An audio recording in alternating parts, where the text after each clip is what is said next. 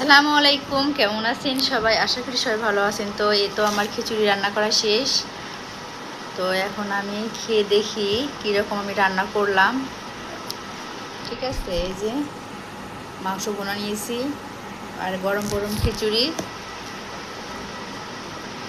তো আমি খেয়ে দেখি কীরকম রান্না করলাম। আমি তাড়াহুড়া করে রান্না করলাম, ছোটো বাচ্চা কান্নাকাটি করতেছিল, তো এই জন্য আমি তাড়াহুড়া করে রান্নাটা শেষ করলাম। তো দেখি আমি খিচুড়ি কীরকম রান্না করছি।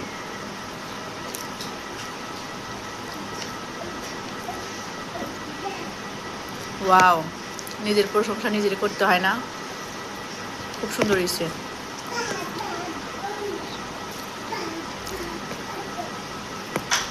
সাথে মাংস আছে, আলু আছে, তো খিচুড়িটা খুব সুন্দর হয়েছে।